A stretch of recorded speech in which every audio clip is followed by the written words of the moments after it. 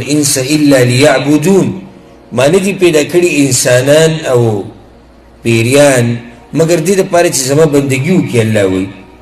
بیا الله دا خبره داسې پرېښودې نه ده که چېرته الله ویلی چې زما بندګي وکړئ نو بیا خو هر چا خپله مرضي ده بس یو څه چې څه کې کوه نه الله وایي ما دا مخلوق دې دپاره پیدا کړی دی چې دوی به زما بندګي کوي د انسانان او د پیریان نو بیا د عبادت طریقه څه ده عبادت خو به کوو دا خو موږ ته واضح شوه خو د عبادت به کوو څنګه نو د هغې دپاره یې خوږ پیغمبر محمد ابن عبدالله صلی الله علیه وسلم هغه یې راولېږو د دې دپاره چې ما او تا ته واضحه کړي دا خبره چې په څه طریقه باندې به عمل کې په څه طریقه باندې به الله ته نږدې کېږي ما او تا په دین کې زیاتي ټانکې د ځان نه نشو لګولی نه به زیاتی کوو په دین کې نه به کمی کوو په دین کې څومره چې پیغمبر ویلي دی هغه مره به وایو څومره چې هغه کړي دی هغه مره به کوو یا ایها الذین آمنوا لا تقدموا بین یدی الله ورسوله ای ایمان والو مه مخکې کېږئ د الله نه او د الله د رسول نه یعنی دین کې به هغه کارونه نه کې کوم چې نه الله بیان کړي او کوم نه پیغمبر بیان کړي هغه به نه کې نیک عمل دې ته وایي ورسېدې به که نه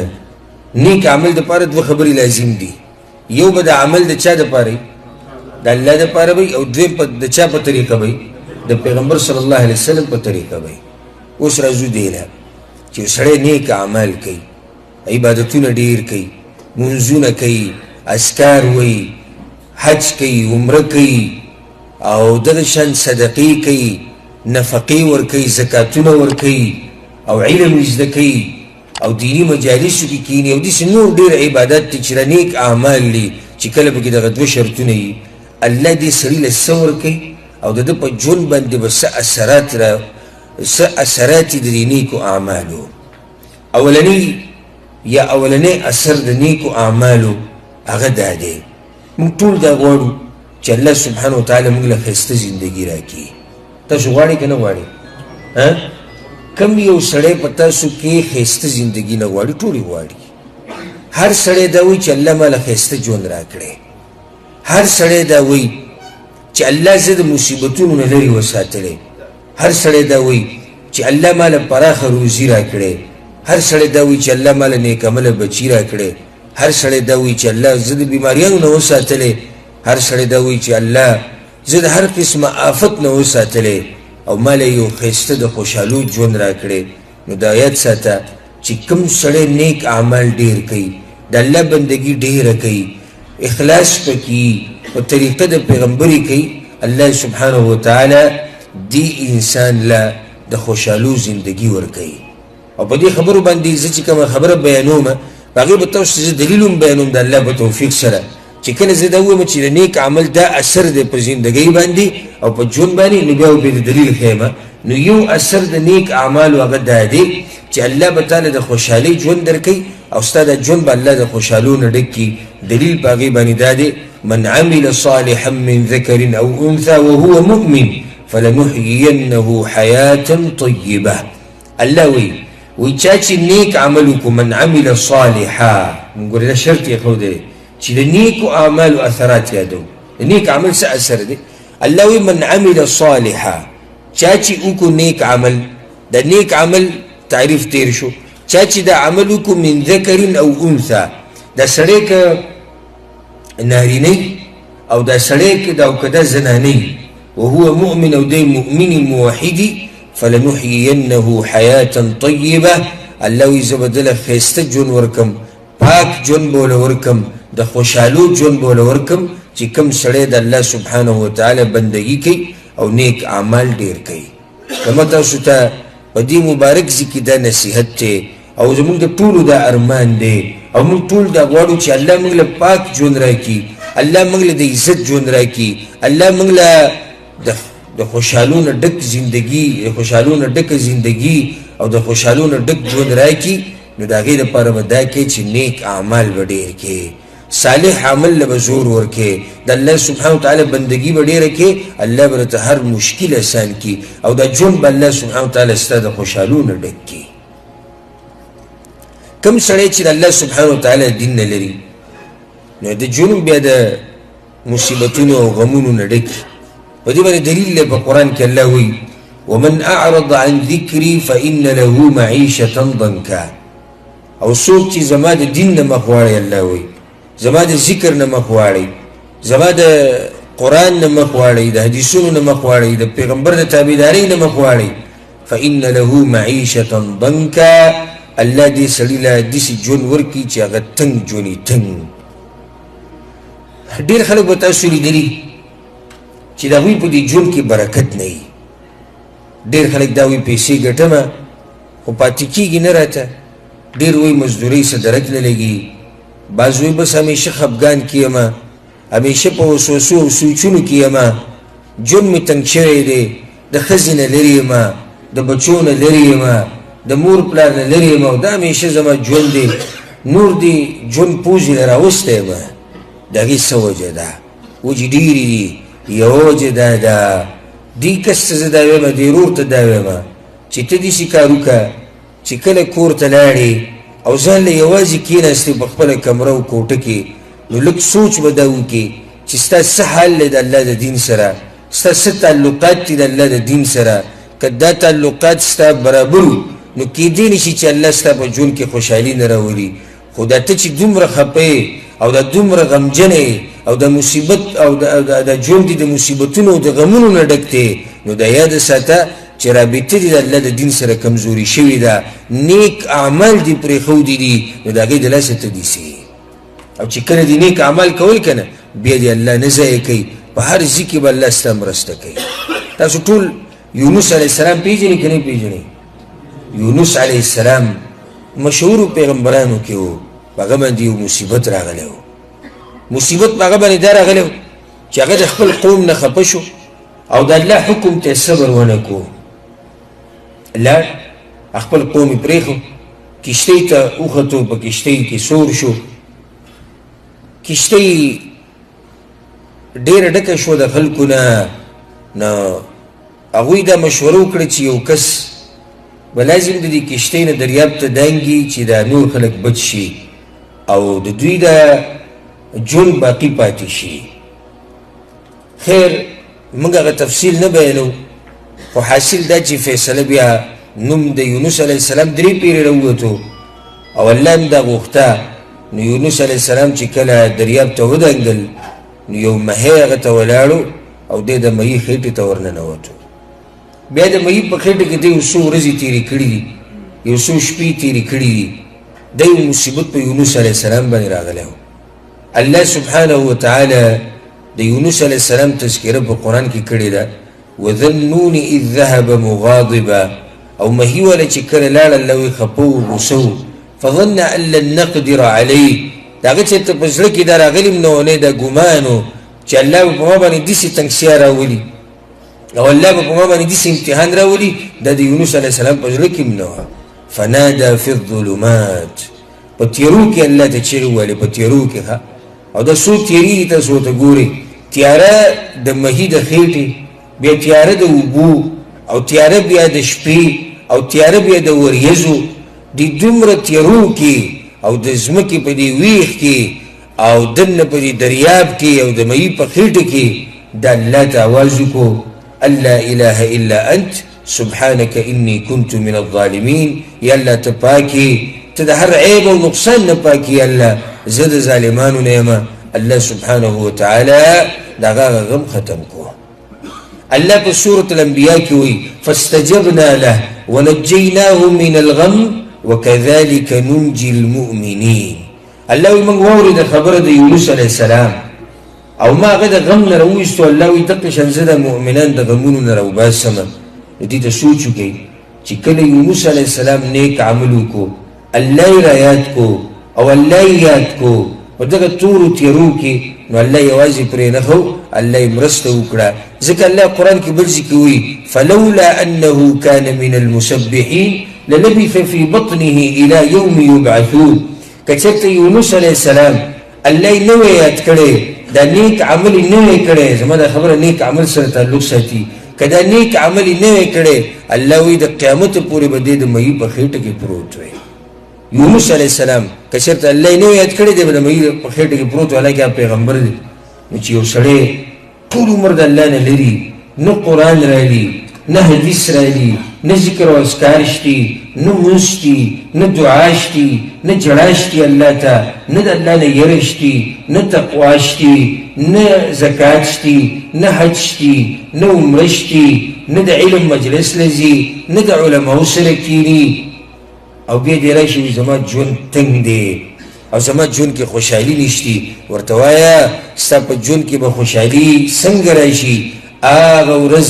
ستا د ژوند نه خوشحالو هجرت کړی و په کومه ورځ چې ستا د ژوند نه نیکو اعمالو هجرت وکړو او تا نیک عمل پرېښودو صالح عمل دې پرېښودو نو خوشحالیانو ته پرېښودې او ته پرېوتې د مصیبتونو او د غمونو په دې تیرو کې دلته تاسو ته یو مسله بیانه کمه واضح خبره ده خوشحالي راوستونکې او غم راوستونکې دا څوک دی الله دی اوس ګوره موږ ټولو دا وایو چې خوشحالي راوستونکی الله دی نو چې دغه الله تا نه ناراضه نو خوشحالي به د کوم ځای نه راشي ته دا غواړې چې زه خوشحاله ژوند تېر کړم او کوم رب چې خوشحالي تقسیموي د هغه سره دې رابطه نشته دا څومره عجیبه خبره ده لکه یو سړی دا وایي چې زه د پلاني ته ځان رسومه چې دې زما د سره واسطه ډېره ده یا دې زما دپاره سفارش وکړي چې دا پلانې کار زما وشي او پلاني ځای کې زه په کار شم وایي د دې پلاني ډېره لویه واسطه ده او سفارش هم کولی شي صحیح بیا څه وخت بعد زه تا سره میلاو شم چې کار دې وشو که نه ته ویله کار ونه شو ولې ونه شو کار وایي زه د هغه خواله چېرته تللی نه یم زما د هغه سره رابطه نشتي دوا سلام مې ورسره نشتي ما پېژني نه نو څنګه به هغه زما دپاره سفارش وکړي او څنګه به زما دپاره منډه ووایي دغه شان موږ دا وایو چې الله خوشحالي ورکوونکی دی الله رزق ورکوونکی دی الله عزت ورکوونکی دی الله د نعمت او رزق ورکوونکی دی او بیا ورسره ته رابطه نه ساتي نو څنګه به هغه الله ته د خوشحالي درکړي څنګه به هغه الله تا له رزق درکړي پراخ او ستا مسلې به حل کړي او تا چې ته هغه یاد کړی نه دی موږ خو منډې ټولې په مخلوقاتو پسې وو زموږ خو ټوله رابطه د مخلوق سره او په آخره کې چې کله څه ونه شي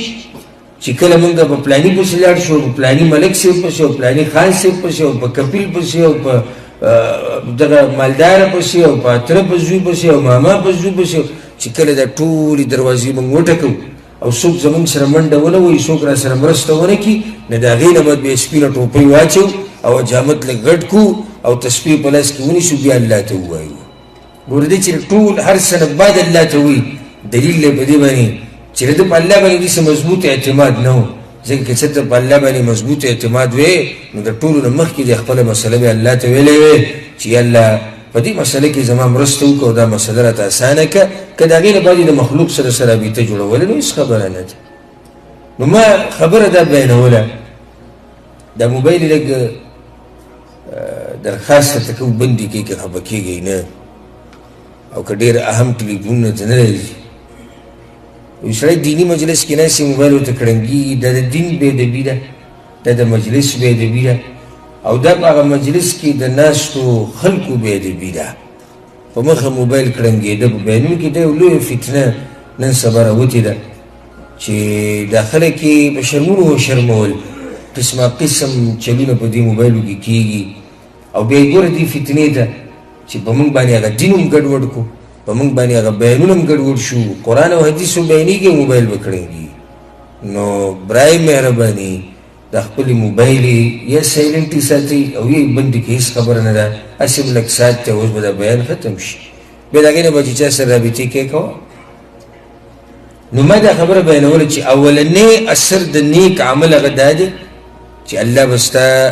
ژوند د خوشحالو نه ډک کړي او الله به دله خوشحالیانې درکړي ښه د خوشحالۍ ګورې دا مطلب نه دی چې الله به دله ډېر مال درکړي زه درته داسې کسان خویشم او زه شخصي پېژنم چې هغه کروړپتیان لکپتیان دي او ژوند ټول د غمونو نه ډک دی زموږ د دې خلکو دا مطلب دی چې خوشحاله ژوند څه ته وایي چې ډېرې پیسې دا خوشحاله ژوند دی د چا د تعریف کړی دی او چا ویلي چې خوشحاله ژوند هغه چې ډېرې پیسې به یو سړی به ویني ډېر غریب به یو سړی به ویني بچي به نه یو سړی به ویني بیمار وي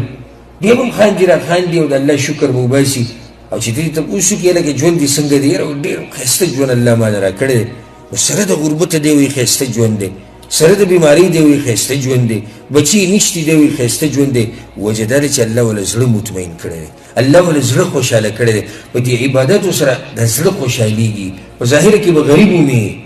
کمزوری به مې مصیبت به د باندې وي بیماري به د باندې وي خو د زړه به دې خوشحاله اصل خوشحالي هغه د زړه ده چې الله یې زړه خوشحاله کړي او داسې پکې ډېر شته چې ښه مالداره دي او ټول نعمتونه چې څه دي الله وله ورکړي او د هغې باوجود د هغه ژوند چې دغه تنګ دي هغه د غمونو نه ډکې وجه دا چې دی د الله نه لري نو الله سبحانه وتعالی دې موږ ټولو ته د خوشحالو ژوند نصیب کړي او چې د چا په ژوند کې څه مصیبت دی او څه تنګسیا ده او څه مسله ده الله دې هغه ټولې مسلې حل کړي دغه شان نیک عمل یو اثر دا کوي چې ګناهونه به دې وریږي مونږ هر سړی دا غواړي چې زموږ ګناهونه څه شي کم شي هر سړی دا وایي او موږ په مخه توبې مو باسو استغفر الله مو وایو بلکې دا بندګي چې د الله کوو دا هم دې دپاره کوو چې الله زموږ نه دا ګناهونه کم کړي دا ګناهونه رانه وریږي او موږ جنت ته لاړ شو نو کله چې انسان نیک اعمال کوي رب العالمین د هغه نه ګناهونه ریږي او د ګناهونه ور ختموي په دې باندې دلیل دی په قرآن کې والذین آمنوا وعملوا الصالحات چا چې ایمان راوړو او نیک اعمال یې وکړو دا زموږ هغه پوینټ او نقطه ده والذین آمنوا وعملوا الصالحات لنکفرن عنهم سیئاتهم الله وایي زه به د دوی نه د دوی هغه ګناهونه وریږومه د نیکو اعمالو سره ګناهونه ختمیږي ته چې کله الله ته ودرېږې لمونځ وکړي الله ستا نه ګناهونه ریږوي ته چې کله ذکر او اذکار کوې الله دې نه ګناهونه ریږوي ته چې دعاګانې غواړې الله دې نه ګناهونه ریږوي ته چې د قرآن تلاوت کوې الله دې نه ګناهونه ریږوي ته چې د علم په مجلس کې ناستې لکه څنګه چې اوس تاسو ناستې نو الله ستاسو ګناهونه کموي ستاسو ګناهونه ریږي دا د نیک عمل اثر دی چې دې دلاسه الله ګناهونه ختموي ځکه زه تاسو ته یو واقعه بیان کوم یو صحابي د پیغمبر صلی الله علیه وسلم په زمانه کې چې کله راغی په پیغمبر صلی الله علیه وسلم پسې وی یا رسول الله په ما باندې حد قایم که په ما باندې حد قایم که پیغمبر صلی الله علیه وسلم ورته ویل نو تا کړي څه دي چې په تا باندې حد قایم کړم داسې خو نه چې راشه هر سړی به راځي وایي چې په ما حد قایم کړه او زه به پرې قایموم ته خو ما ته وضاحت وکړه ستا مسله څه ده تا څه کړي چې په تا باندې حد قایم کړم وایي زه د یو زنانه سره میلاو شوی وم او هغه زنانه مې ښکل کړې م ده او ځان ته مې را جوخته کړې م ده ها زنا مې ورسره نه ده کړې بس بیا راته الله رایاد شو را منډې مې کړې نو خو ډېر اوچت مؤمنان وو ډېر اوچت مؤمنان وو د انسان نه خو خطا کېږي غلطي کېږي نو بیا په دې غم کې دی چې یا رسول الله ته اوس په ما باندې قصاص قایم کړه ما رجم کړه ما مړ کړه چې الله د ګناه ماته وبخي دومره سوچ و دې ګناه سره ګوره نن سبا ډېر خلک په دې فیسبوک او یوټیوب او واټساپ کې د جنکو لغړ تصویران ګوري او فحش فلمونه ګوري سندرې او ټنګ ټکور او د پردو زنانو تصویران او هېڅ پروا نه ذره برابر د ده زړه نه رپي چې ما یو حرام کار وکړو ما الله ناراضه کو ما د الله بېادبي وکړه د سره څه پروا یې نه دغه شان دا موبایل ګوري ګوري د شپې چې کله خوب پې ضرور شي بلې کې سهار له راپاڅېدلی نه یو بیا یې راولي او په دې ګناهونو کې پروت وي ورب الکعبه که څه پروا یي چې زما نه څه ګناه وشوه یا ما پردې ښځې ته وکتو یا ما فحش تصویران وکتو یا دا زور به زما نه وځي ځکه دا خبره یاده ساتئ ګورئ دا راته ذکر کړمه ټول دې ته غوږ کولاو کوي ته چې څه کوې داسې به تا سره کېږي ته پردۍ زنانه ته ګورې که نه ستا دې ته هم څوک ګوري ته دا سوچ مه کوو چې برید تاوی را تاوی چې نه مونږه داسې او مونږه کته او مونږه بره او زموږ زنانو ته څوک نشي کتی او زموږ زنانو ته څوک څه نشي ویلی چې ته د چا د زنانه قدر نه کوې ستا د هغې هم څوک قدر نه کوي ځکه علما دا خبره بیانوي وایي کوم سړی چې زنا وکړي په ده باندې قرض پاتې شو او دا زنا که دی وایي چې زما په کور کې خو څوک جنۍ نشته چې څوک ورسره زنا وکړي نو څنګه به دا قرض مانه خلک اخلي وایي ستا د دې دیوال نه به دا قرض واخلي ستا د دې کور د دیوال پورې به څوک چې دی ځان راکاږي او دا به یو قسمه زینا ستا د کور سره وکړي خو دا قرض به دنه اخلي دا نه پاتې کېږي نو خبره مې دې پورې کوله چې دا صحابي په دې ګناه کې واقع شو خو اوچت مؤمنان دي الله ورته رایاد شو رامنډې کړي د پیغمبر صلی الله علیه وسلم خواته یا رسول الله داسې کار مې کړی دی خو حد را باندې قایم کړه مړ مې کړه چې الله راته دا ګناه وبخي پیغمبر صلی الله علیه وسلم غلی شو چې اوس په تا باندې څنګه حد قایم کوم؟ حد قایمول دا خو په هغه سړي دي چې هغه زنا کړي. ده خو زنا نه ده کړې، ده خو هغه زنا نه ده کړې چې یو پردی سړی د پردۍ ښځې سره کوروالی وکړي، هغې ته زنا وایي، هغه زنا یادوم. هغه زنا خو ده نه ده کړې. پیغمبر صلی الله علیه وسلم غلی و. هغه صحابي د پیغمبر صلی الله علیه وسلم 2-3 پیرې ورته وویل یا رسول الله په ما حد قایم کړه. هغه په تا څنګه حد قایم؟ داسې اوچت مؤمنانو. نو بیا په دې جومات کې کېناستو دا صحابي، په دې جومات کې پاتې شو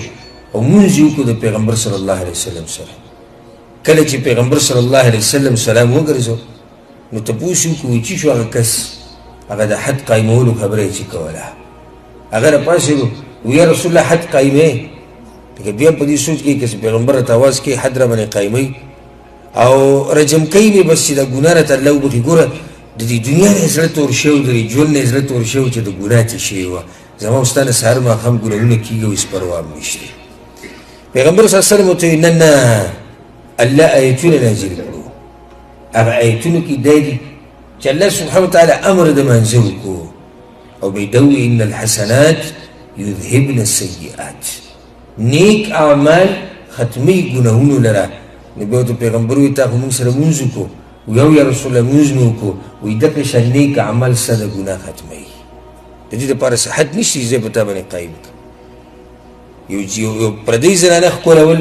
یو پردۍ زنانه سره لاس میلا وهل، یو پردۍ زنانه ځان ته رانږدې کول، په دې داسې حد نشته چې د نه سر ووایه یا د نه لاس پرې کړه یا د له کوړې ورکړه. خدې به کوي سره سړی اوس پیمانه دی ګناه یې کړې ده. وایي نیکو اعمالو له دې زور ورکړي الله به له ګناه ختمه کړي. دې دپاره ما دا خبره شروع کړه چې کله تاسو د الله بندګي ډېره کوئ که نه، تاسو به خبر هم نه یې الله به دله ګناهونه ټول څه کړي؟ به دله ختم کړي. لکه مثال دله درکړم بل، حج نیک عمل دی که نه دی؟ تاسو وایئ ویښې که ودې حج نیک عمل دی که نه دی؟ دی. دا نیک عمل چې څوک وکړي الله وله څه ورکوي؟ به ګوته کېږي. پیغمبر صلی الله علیه وسلم وایي چا چې حج وکړو او په دې حج کې د شهوت خبرې ونه کړي، په دې حج کې کنځلې ونه کړي، په دې حج کې جګړې ونه کړي او دا حج په طریقه د پیغمبر وکړو، نو دی د خپل حج نه داسې راواپس شو، د ګناهونو نه داسې صفا دی لکه څنګه چې دی په اولنۍ ورځ د مور د خېټې نه راوتی و. ګوره یو نیک عمل دی. حج خو یو عمل دی که نیک، بیا پکې دنه نور اعمال دي. خو د نیکو اعمالو دې زور ته م خیال دی. ما دا خبره کوله د نیکو اعمالو دې زور ته م خیال دی چې دا سړی د ګناهونو نه داسې صفا راغی لکه څنګه چې دی په اوله ورځ د مور د خېټې نه راوتی. نو دا دویم اثر شو. دریم اثر د دې نیکو اعمالو زموږ په ژوند باندې هغه دا دی چې موږ ټول جنتونه غواړو. موږ کې هر سړی دا وایي چې جنت ته ننوتې. الله وایي ان الذین آمنوا وعملوا الصالحات لهم جنات النعیم خالدین فیها. کوم خلک چې نیک اعمال کوي که نیک اعمال او صالح اعمال کوي، الله به دوی له جنتونه ورکوي او په جنتونو کې به همیشه اوسیږي، خو په دې شرط چې دی نیک عمل کوي. ګوره یو آیت کې دا دي، یا یو حدیث کې دا راځي، عفوا یو حدیث کې دا راځي، پیغمبر صلی الله علیه وسلم وایي انک لن تعمل عملا تبتغي به وجه الله. هر کله چې تاسو یو کار وکئ او په دې کار باندې الله راضي کول غواړئ، یعنی نیک کار وکئ، الا ازددت به درجه ورفعه، الله به ستا درجې اوچتوي، الله به دې مقام اوچتوي په دنیا کې او په آخرت کې. نو کوم سړی چې نیک اعمال ډېر کوي او د الله بندګي کې خالص او په طریقه د پیغمبري کوي، الله وله جنتونه ورکوي او په جنتونو کې وله اوچتې درجې ورکوي او په دنیا کې وله هم اوچتې درجې ورکوي. الله یې عزتمن کړي. په دې دین کې ګوره ډېر لوی عزت پروت دی، ډېر لوی عزت دی په دې دین کې چې هغه بل په یو شي کې هم نشته. ولله العزة ولرسوله وللمؤمنین. عزت د الله دپاره دی ټول، بیا د پیغمبر دپاره دی او د مؤمنانو دپاره دی. کله چې تاسو دینداره شوئ که نه، الله به در عزت درکړي. الله به د خلکو په دې زړونو کې ستاسو دا قدر پیدا کړي. اوس ګوره یو عالم او د عالم نیک عملی وي او مخلص او قرآن او حدیث بیانوي، د خلک ورسره څومره محبت کوي او څومره قدر یې کوي چې دومره قدر نه څوک د ډاکټر کوي، نه څوک د انجینیر کوي، نه څوک د ساینسدان کوي. او که د ډاکټر او د انجینر قدر کوي د هغه وخته پورې کوي چې څومره ورته ضرورت وي خو د نیک سړی چې کوم وي هر وخت د خلک عزت کوي که دی په لاره تېرېږي هر سړی ورسره په خیر کوي هر سړی ورته ست کوي هر سړی ورته وایي که څه خدمت وي که دی په مجلس کې ناست وي که په جومات کې ویني که په غمخانۍ کې ویني او هغه ډاکټر چې ته ورته تللی وي علاج لپاره بس دلته ځي کې خلک یادې رایادوي چې دی صرف د ډاکټر پسې ورننوځي هغه ورته دوایي وري کې قصه ختمه شوه بس دا ډاکټر که ډېر لوی ډاکټر دی ورته د عزت ته کسې پورې دی بیا دا ډاکټر چې په کلي کې ګرځي څوک ورته ګوري نه دا انجینر چې کله کلي کې ګرځي او خپل علاقه کې سره ورته څوک ګوري نو دا ساینسدانان دا زموږ په دې ملک کې ګډ خلک چې ریټایر شي ګډ خلک ریټایر شي حکومتي عهدو باندې ګورې ښه او څو کاله په هغه عهدو کې تېر کړي چې کله ریټایر شي بیا د عامو خلکو سره په روډونو ګرځي راګرځي څوک ورته ګوري نه داسې ده که نه خو چې یو سړی دینداره وي نو ټول خلک د ده قدر او عزت او احترام کوي د دې د لاسه نه چې دی موږ له سره کوي د دې د لاسه کوي چې دا سړی نږدې دی الله ته او دا سړی دینداره دی ځکه د خلک قدر کوي نو د نیکو اعمالو د لاسه به الله تعالی په آخرت کې هم عزتونه درکوي او په دنیا کې به دله هم عزتونه درکوي لکه هسې یو مثال تاسو ته بیان کوم یو سړی دی په خپله نیک عمله دی او په خپلو بچو باندې قرآن یاد کو چې نن سبا ډېر غټ کمی دی نن سبا د بچو تربیت او دینی تربیت کول د هغه خلک کوي چې الله ورته توفیق ورکړی بس الا من رحمه ربي چې الله پرې رحم کړی یعنې اکثر خلک دا وایي چې زما بچی بس پیسې ډېرې راوړی دغه یې مقصد یې او دغه یې سوچ خو دا خبره یاد ساتئ چې یو سړی نیک عمل یې ګوره د نیک عمل اثر ته یو سړی نیک عمله دی او په خپل بچي باندې قرآن یاد کو قیامت په ورځ به دا سړی راوستی شي او ده ته به د عزتونو تاج الله په سر کړي او ده ته به د جنت د کپړو نه قیمتي کپړې ورکړي او بیا به دغه مور راوستی شي او هغې له هم د پشان تاج ورکړي او د پشان لباس به ورکړي دا ټول مخلوقات به ولاړي د قیامت په ورځ نو دا سړی به هم حیران شي دا ښځه به هم حیرانه شي چې دا څه قصه ده د تاج موږ ته دومره اوچت او دا دومره عزت موږ له الله راکړو نو تپوس به وکړي یا الله ولې وایي باخذ ولدکم القرآن ستاسو دواړو هغه بچي چې قرآن یاد کړی د عزتونه د هغې د لاسه دي ګوره د نیک عمل اثر ته چې په دنیا کې دله هم عزتونه درکوي الله او په آخرت کې به دله هم عزتونه درکوي خو په دې شرط چې کله ته نیک عمل له زور ورکوي ښه کوم سړی چې نیک عمل کوي الله د دې لپاره خیر غواړي تاسو دا معلومول غواړي که نه چې الله زما دپاره خیر غواړي او که نه نو بیا دې ته وګوره چې ته عبادتونه د الله کوې که نه کوې که چېرته ته د 5 وخته مونځ اهتمام کوې زما یې خبرې ته غوږ کېدی که چېرته ته د 5 وخته مونځ اهتمام کوې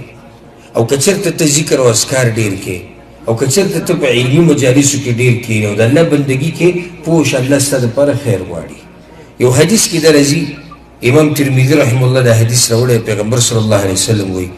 اذا اراد الله بعبد خیرا کله چې الله د یو بنده دپاره خیر وغواړي او د دې بنده سره ښېګړه کول غواړي استعمله الله یې استعمال کړي صحابه کرام وایي یا رسول الله څنګه یې استعمالوي دې ته غوږ کېدی ښه يوفقه لعمل صالح قبل الموت الله دې سړي له طاقت ورکړي چې د مرګ نه مخکې نیک اعمال وکړي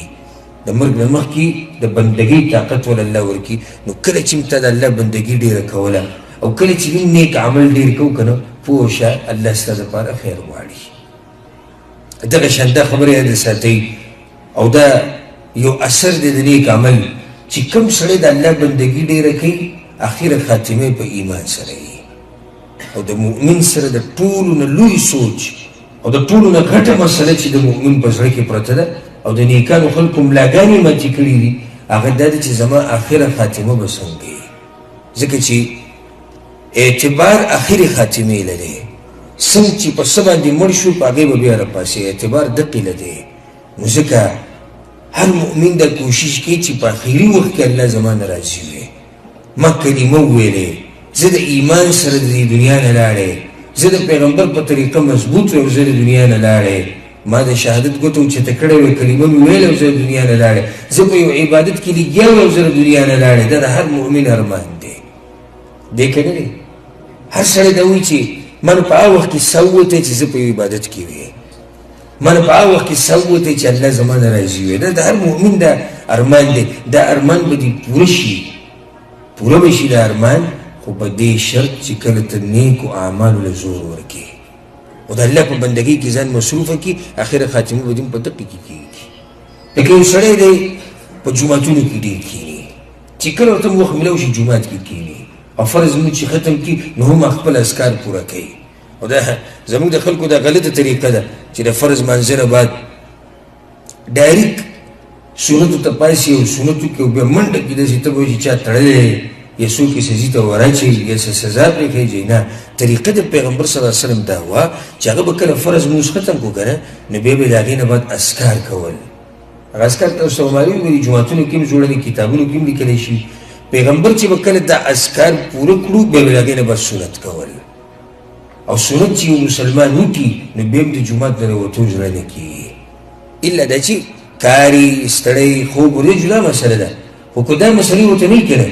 نو روایت کې داسې راځي وایي مؤمن په جومات کې داسې خوشحالی لکه مهی چې په اوبو کې خوشحالی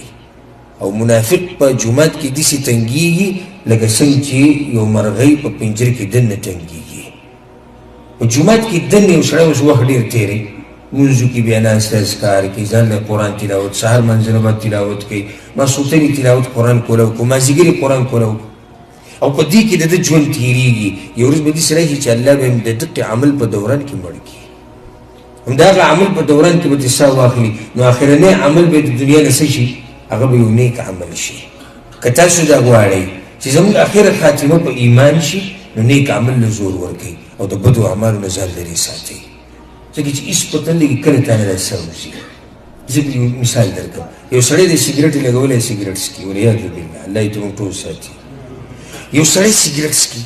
خو دې به دا ګارنټي موږ له راکړي چې د دې سګرټ څکو په دوران کې به دنه ساه نه وځي څوک دا ګارنټي ماله راکولی شي نشي راکولی یو سړی ټي وي ته ناست دی یو سړی فلم ته ناست دی یو سړی سندره اوري یو سړی د جنۍ تصویر ګوري پردۍ جنۍ یو سړی لګړ فلمونه ګوري یو سړی غلطې رابطې ساتي په نیټ باندې او د دقې په دوران کې د ده نه ساه ووتو دا سړی به الله له څه جواب ورکوي څه جواب به الله نه ورکوي ځکه ما دا واقع بیان کړی دی یو بیان کې تاسو به اورېدلي مې کېدی شي یو عالم دا واقع بیانوله د یو کس چې وایي ما پېژندو وایي هغه راته خبره کوله د خپل یو کشر چې هغه کور کې مونږ کتو او نه و کمره کې هم نه و په بورچګانه کې هم نه و منډو کې هم نه و مور ورته هم اواز کوه ورته هم اواز کوه ځوان هلک راشه کوم ځای کې نو بیا چا به دا ویلي چې باتروم کې به یې کېدی شي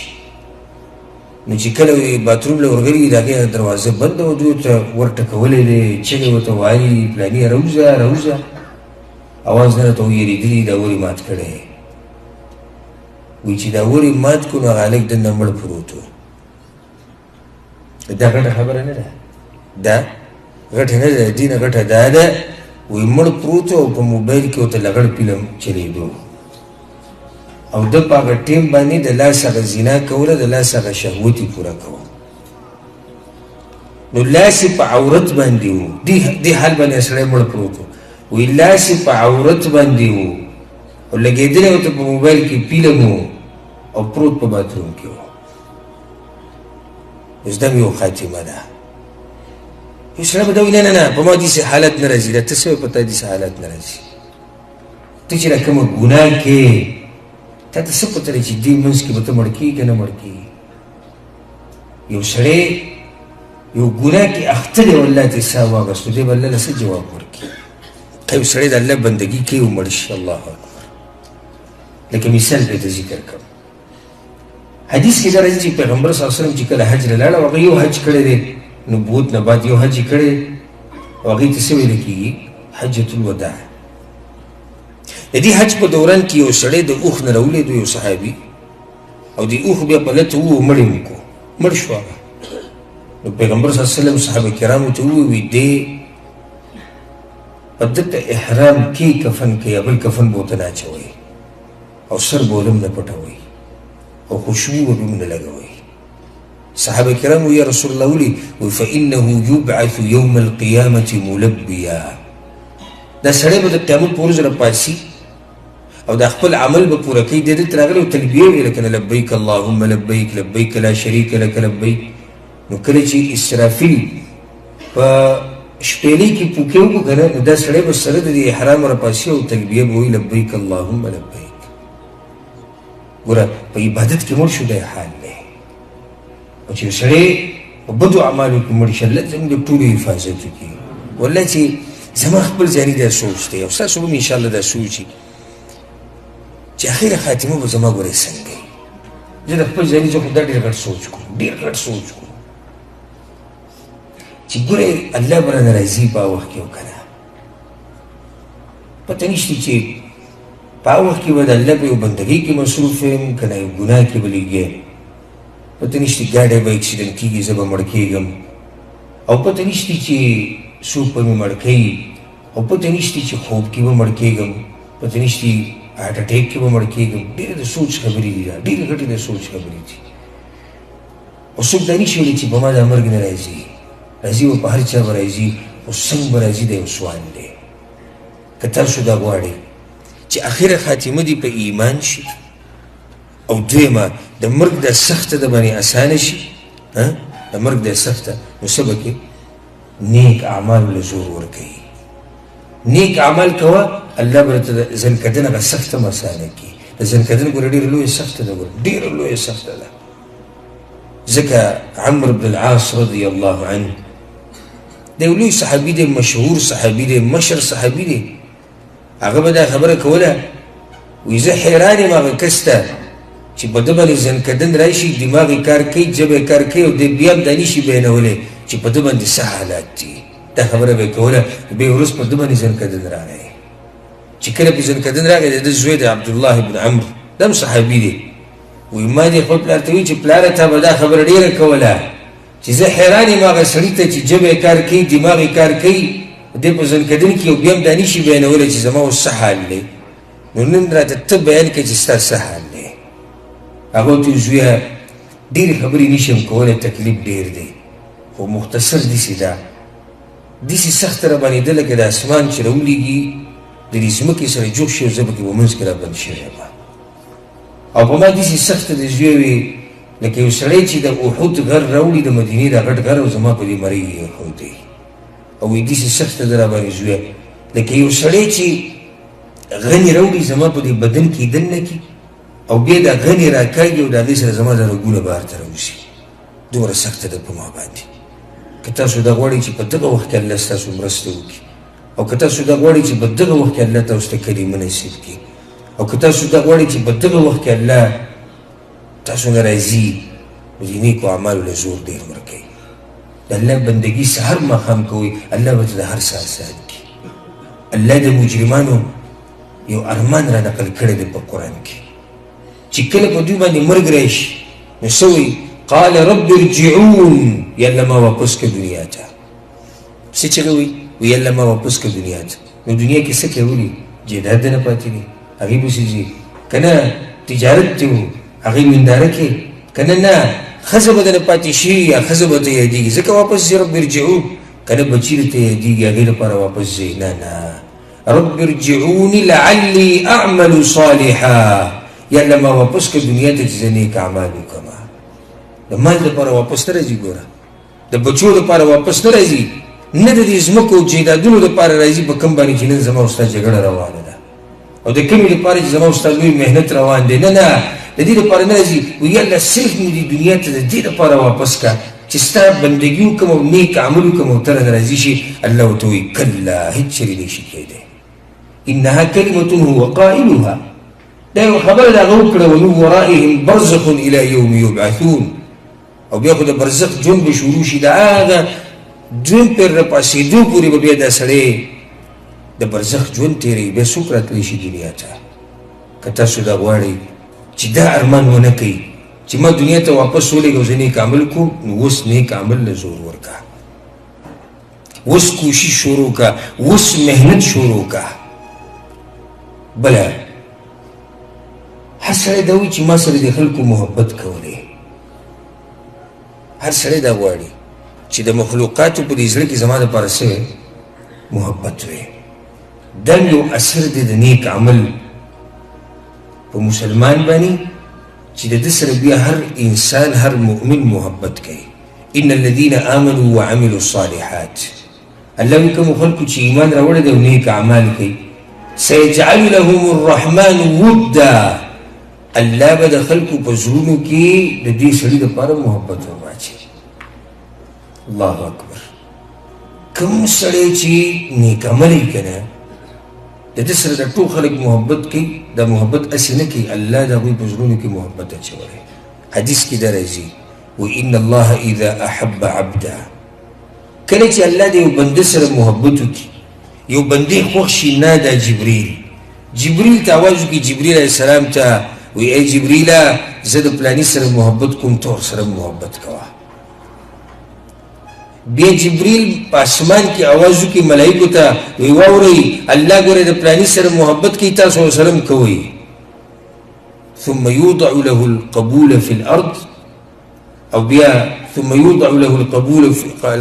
في الأرض، او بیا د دپاره هغه قبول او مقبولیت الله په ځمکه کې ورواچوي. الله بیا په ځمکه کې د خلکو په زړونو کې د ده دپاره محبت پیدا کړي. او که څوک دا ووایي ما ته چې دوی څه خو دا ډمان چې کوم دي او دا لوبو والا او دا کرکټیان او فوټبال والا دوی سره هم خلک محبت کوي، دا ولې الله دوی زړونو ته اچولی؟ یو حدیث کې دا راځي پیغمبر صلی الله علیه وسلم سره دا قید لګولی، یو روایت کې داسې شتي چې الله د نیکانو بندګانو په زړونو کې د ده دپاره محبت ورواچوي. نیکانو بندګانو په زړونو کې د ده سره چې کوم محبت کوي هغه نیکان خلک یې کوي، دې له اعتبار دی. دغه پرېږدوه دا بېدین او ډم او کلاړي او دا قصه پرېږدوه. دیندار خلک به دې سړي سره بیا محبت کوي، هسې به ورسره محبت کوي، نه به یې نسب وي، نه به د سره نسب برابري، نه به قوم یې وي، نه به ملک او علاقه یې وي، نه به ژبه یې وي، هسې به یو بل سره محبت کوي. د څه د لاسه؟ د دیندارۍ د لاسه. نن تاسو دلته راغلي دې پروګرام له او موږ ټول یو بل سره یو ځای شوي یو، نه زموږ قومونه یو دي، نه زموږ علاقې یوې دي، نه زموږ هغه عادات او رسمونه او رواجونه بلکل یو شان دي، بلکې هېڅ اختلافات هم شته. بیا موږ ټول راجمع شوي دي. څه دپاره راجمع شوي؟ د الله دپاره راجمع شوي چې کله تاسو د الله بندګي کوله او برابر بندګي د الله کول او نیک اعمال هم کول، الله به د نیکانو مؤمنانو په زړونو کې ستاسو دپاره محبت واچوي. تاسو که خیر کړي یو سړی په لاره باندې تیر شي او ته یې داسې وینې، هسې ستا په مخه تیر شي لاړ شي، دا یو کس بیا د بل ته وویل دا سړی ډېر خوږ مې په دې سترګو ولګېدو، هسې مې ډېر خوښ شو. ګوره سلام یې ورسره هم نه یې کړی خوښې شي، چې بیا معلومات وکړي هغه ډېر تقوادار پرهېزګار دینداره سړی، صرف د تېرېده د هغه او د ده په زړه باندې اثر وشو، د الله سبحانه وتعالی د ده په زړه کې د هغه دپاره محبت ورواچوي. دا اثر دی د نیک عمل ستا په ژوند باندې او د یو مسلمان په ژوند باندې چې کله یو انسان نیک عمل کوي نو دا قسمه خبرې د هغه په ژوند کې راځي، یا په دنیا کې یا په آخرت کې. الله بوله د خوشحالو ژوند ورکوي، ګناهونه بوله الله کموي، غمونه او مصیبتونه بوله الله کموي، او دغه شان ګناهونه به تېرېږي، او دغه شان الله بوله جنت ورکوي، په جنت کې بوله اوچتې درجې ورکوي. الله د ده دپاره خیر غواړي ځکه نیک عمل ته مخه ده. دغه شان الله بوله آخره خاتمه په ایمان کوي، دغه شان الله به د بدې خاتمې نه ساتي، الله به د مؤمنانو په زړونو کې د ده دپاره محبت ورواچي، او دغه شان الله به د سکرات الموت ته مرګ هغه سختې چې کومې دي الله به دغه سختې اساني کړي، او دغه شان الله به له ده سره محبت کوي. موږ ټول دا غواړو چې الله زموږ سره محبت وکړي. خو ما ته دا مه وایي چې زه د الله سره محبت کوم. یو سړی راشي ما پسې او ما ته دا ووایي وایي زه چې د الله سره ډېر محبت کوم، داسې عجیبه نه ده. عجیبه ده؟ هېڅ عجیبه نه ده. زه وایي محبت کوم د الله سره، ته به لازم کوې، ته کلمه دې ویلې ده، ته د هغه بندې. عجیبه دا ده چې د یو سړي سره الله محبت کوي، دا ډېره عجیبه ده. که تاسو دا غواړئ چې الله تاسو سره محبت وکړي، که تاسو دا غواړئ چې الله سبحانه وتعالی ستاسو تذکره په اسمانونو کې وکړي، نو بیا نیکو اعمالو له زور ورکوي. نیک عمل د یو عام ټکی دی که ډېر عمل د نه راځي ګوره ډېر عمل لکه عقیده د توحید ساتل یک یوازې بندګي به د الله کې توحید تابعداري د پیغمبر صلی الله علیه وسلم په هر عمل کې مونځ کول 5 وخته خپل وخت مقرر وخت کې د جمع سره کول نارینهو باندې ګوره مونځ په کوم ځای کې فرض دی نارینهو باندې مونځ د په جومات کې فرض دی او دغه شان په خپل وخت باندې ان الصلاة كانت على المؤمنين كتابا موقوتا مونځ په مؤمنانو باندې په مقرر وخت سره لازم شي زما او ستا مرضي نه ده ګوره د سهار مونځ 2 بجې کوه 8 بجې کوه 9 بجې کوه د ماښام هغه د ماسخوتن سره کوه او کله بلکل مه کوه دا کومه طریقه ده د مونځ خپل وخت دی او بیا د جمع سره دی الا ده چې یو سړی معذور وي جدا مسله ده دا شان نفلي مونځ ډېر کوئ تهجد ډېر کوئ د تهجد یو ډېر اوچت عبادت ته چې نن سبا ورک شوی دی ډېر اوچت عبادت تاسو یو حدیث بیان کوم که نه د زړه به مو ته باغ شي کېدای شي تاسو اورېدلی مې مخکې مشهور حدیث دی پیغمبر صلی الله علیه وسلم وایي چې کله د شپې د اخرنۍ 3 مېسه پاتې شي د شپې د اخرنۍ 3 مېسه الله د دنیا د اسمان ته راکوزېږي د دنیا اسمان دا دی دا په موږ چې له پاسه دی دا دنیا اسمان دی الله دې اسمان ته راکوزېږي او بیا الله دا آواز وکړي وایي څوک شتي چې زما نه بخانه د ګناهونو غواړي چې زه یې وبخم الله وایي څوک شتي چې زما نه د ګناهونو بخانه غواړي زه یې وبخم یو آواز دا وکړي وایي څوک شتي چې توبه ویسته غواړي چې توبه له قبوله کړم یو آواز دا وکړي وایي څوک شتي چې ما ته واپس کېده غواړي چې زه قبول کړم یو روایت کې دا راځي وایي دا آواز وکړي الله څوک شتي چې مصیبتونه پرې ډېر دي چې زه له مصیبت ختم کړم څوک شتي وایي چې د خپل رحمت د رحمت د خزانونه پرې راوورومه او ما ورته په ځان کمبل اچولی اگر که په جمع نه وایو خو حال هم دا وایي چې یالله زموږ هېڅ ته هم ضرورت نشته زموږ هېڅ ته هم ضرورت نشته زموږ خو ضرورت دې ته دی چې سهار شي او بس بیا به مزدورۍ له وځو بیا راشي وایي زما چې مسلې ډېرې دي نو کوم ټیم کې چې الله اعلانونه کول یاره چا مسلې ما ته بیانه کړي تا ورته ونه وي وی ګناهونه مې ډېر دي نو کوم ټیم کې چې الله اعلانونه کول تا ورته ونه وي لږ راپاڅېږي د سهار منځونه مخکې سهار منځله به تاسو ټول راپاسې انشاءالله زما په ټولو ښه امید دی تاسو انشاءالله ښه نیکان خلک کې سهار منځله چې ته راپاسې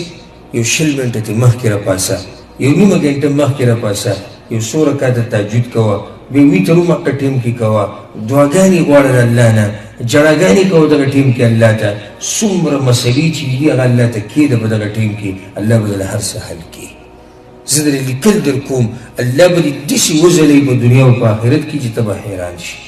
هر مسله به ورته الله اسانه کړي که تاسو د تهجد 2 رکعته کوئ ډېر مه کوئ 2 کوئ 2 رکعته کوو څه ګران دي سهار منځله ته پاسې سهار مونځ مثال ته 5 بجې کېږي ته 4:30 بجې پاسه 5 بجې بانګ وي ته په 4:30 پاسه 2 رکعته تهجد کوه ورسره ویتر وکړه او بیا دعاګانې د الله نه وغواړه وژاړه الله ته دغه ټیم کې الله د دنیا د اسمان ته راکوشوي نیک عمل ډېر دي یو پکې دا دی د تهجد ځکه چې د قرآن تلاوت ډېر کوئ کم سړی چې د قرآن تلاوت ډېر کوي الله یې ژوند د خوشحالو نه ډک کړي په یو ټکي باندې لس نیکیانې لري الف لام میم دا 3 ټکي شو نو څو نیکیانې شوې 10 نیکیانې شوې ته دومره هم کمزوری چې یو مخ هم نشي ویلی روزانه یعنې دا سړی هم له ما ته خبره کوي چې زه کلمه ویم او زه مسلمان یم او ته روزانه ډېر درته نه وایي یو مخ وایه یو مخ وایي څنګه ووایم وخه راسره نشتي تقسیم کړه یو مخ د الله بنده اول خو دا خبره ډېره د شرم ده چې یو سړی چې ما سره د یو مخ ویلو وخت نشتي زه هم تقسیم یې کړه سهار مانځه کې 3 کرښې وایه ماسپښین مانځه کې 2 کرښې وایه دغه شان بیا د مازدیګر منځلې چې راشي دغه شان ماښام ماسخوتن یو مخ ووایې که نه د الله بندګانو څنګه به زموږ په ژوند کې خوشحالیانې راشي او څنګه به موږ کامیاب شو او زموږ په کور کې چې کوم قرآنونه پراته دي او په جومات کې پراته دي په هغې باندې انچې انچې دوړې پرتې دي موبایل روزانه موږ راوړو شوړه کوي پاکوي په مخه یې ګورو چې څه میسج راغلی دی څه نه دی راغلی چې ته ورځ قرآن هم راواله که نه په دې کې هم د الله د طرف نه میسج راغلی دی په دې کې هم رسالې دي د الله د طرف نه چې ته هم کوله وکړئ که نه د قرآن تلاوت ډېر کوئ درسونو کې کښېنئ که چېرته دلته درس کېږي ستاسو خواوشا کې ځئ هغه ترجمه کې کښېنئ که پښتو کې کېږي او که اردو کې کېږي او که نه کېږي نو بیا الحمدلله د علماو بیانونه شتي هغه اورئ د قرآن ورته د په شان کولی وږده او بیان لګوه روزانه دا په ځان لازم کړه چې زه به 20 منټه 30 منټه 40 منټه به زه کښېنمه زه به د قرآن د ترجمه زده کوم زه به بیان اورم نیک اعمال دا هم دي چې تاسو الله ذکر ډېر کوئ سهار ماښام د اذکار یاد کړئ دا خلک راشي وظیفې غواړي ټوله غټه وظیفه درته وښیم سهار ماښام د اذکار وایئ الحمدلله دا په دې نیټ کې نن سبا هر شی شتي په نیټ کې سرچ کړئ او دا پروګرام ځان ته ډاونلوډ کړئ د سهار ماښام اذکار الصباح والمساء او بیا دا یاد کا او که یادولی نه شي ځان سره په موبایل کې ساته سهار مانځنه بعد اذکار وایه یا ماښام اذکار وایه الله به درته هر څه اسان کړي او الله به درنه راضي شي مانځنه بعد چې کوم اذکار دي هغه ډېر وایئ او عام وختونو کې د خپله ژبه په دې عادت کې استغفر الله استغفر الله استغفر الله څوک چې استغفار ډېر کوي الله هغه له بچي ورکوي زامن وله ورکوي الله هغه له ښایسته ځمکه ورکوي الله د هغه په ځمکه کې برکت اچوي الله هغه له ډېر مالونه ورکوي چې کوم سړی استغفار ډېر وایي په مخه ده ژبه به یې عادت کړه استغفر الله استغفر الله استغفر الله سبحان الله الحمد لله لا اله الا الله الله اکبر په مخه د خپل ژبه په دې عادت کې زموږ پښتانه دومره شاته پاتې شوي دي په دین کې په دې به خفه کېږي نه دا حقیقت دی چې یو سړی پرنجي وکړي دی به په دغه ټیم کې څه دا ورته پته نشته پاتې له ده چې دی هسې په خوله باندې د الله ذکر اړوي هغه ډېره لرې خبره ده پرنجي به وکړي او بیا به پوزه پاکه کړي او په مخ به لاس راکاږي او دې نه خبرونه چې دې ټیم کې به الحمدلله وي ښه که الحمدلله دې ووایي تا پرنجي وکړو الحمدلله دې ووایي دا بل به تا ته څه وي دا ورته پته نشته او که دې بل جواب ورکړو هغه به ورته بیا څه وي دا پته نشته نو موږ ډېر شاته پاتې شوي د ذکر په دې باب کې الله ډېر رایادوي دغه شان درسونو کې کښېنئ زکاتونه د غریبانانو خیال ساتئ د یو بل سره مرسته کوئ د الله بندګانو تاسو ټول ګورئ تاسو ټول اول خو په دې رشته کې تړلی شوي یئ چې مسلمانان یئ دا زموږ مضبوطه رشته ده د هغې نه بعد موږ پښتانه یو یو قوم یو د یو بل سره مضبوط ودرېږئ د یو بل مرسته کوئ په چا قرضئ د هغه سره منډه وهئ څوک بیمار دی د هغه تپوس کوئ څوک کلي ته تله غواړي اوس یې نه کېږي هغه له ټول پیسې را جمع کوئ کلي ته یې لېږئ داسې نورې مسلې راشي که موږ ټول یو شو او د یو بل سره په هر غم مصیبت کې ودرېږو دا مسلې به هم الله ختمې کړي نو دا یو څو مختصر نصیحتونه تاسو ټولو ته زما د زړه نه او امید دی انشاءالله چې ستاسو هم زړه ته کوزې شوي دا خبرې نه ستاسو د راتلو یو جهان مننه او ستاسو شکریه زه ادا کوم د الله د شکر ادا کولو نه بعد د الله په پاوله کې او په آخره کې شکر ادا کوو چې موږ له توفیق راکړو د هغې نه به زه ستاسو شکریه ادا کوم چې تاسو د خپل وخت نه دومره وخت وویستو چې د الله دین ته کښېناستئ نو الله یې تاسو له دې اجر درکړي دا شان زه شکریه ادا کوم د مکتب الدعوه والارشاد د سلیل په علاقه کې چې کوم مکتب دی د دوی شکریه ادا کوم چې زموږ دپاره یې د الله د توفیق نه بعد دا منډې ووهلې او زموږ نه څه پیسې ویسې پرې نه غواړي ګورې یو ریال هم د چا نه نه غواړي خپله خرچه کوي د تاسو چې راځئ نه بیا دلته دا کوم پروګرامونه چې کېږي داسې هسې نه کېږي ګورې د اسمان نه نه راولېږي په دې به دوی خرچه کوي ولې خرچه کوي